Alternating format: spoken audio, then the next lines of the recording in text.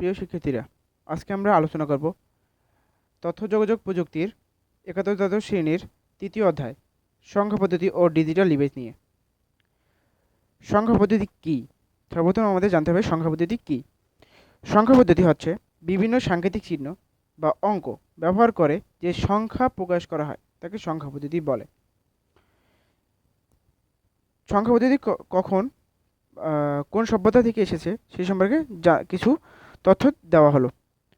সর্বপ্রথম গণনার কাজে সংখ্যা পদ্ধতি ব্যবহৃত হয়, লিখিত হয় ও চিহ্নের ব্যবহার করা হয় সুমেরীয়, বেবিলনীয়, মিশরীয় সভ্যতায়। এটি প্রায় ৫,০০০ বছর আগে একই সময় দুটি সভ্যতায় শুরু হয় এবং এই দুটি সভ্যতায় সংখ্যার লিখিত রূপ পাওয়া যায়। এখন আমরা জানব সংখ্যা কী। সংখ্যা হচ্ছে একটি উপাদান যা কোনো কিছুর গণনা, পরিমাণ ও পরিমাপের কাজে ব্যবহৃত হয়।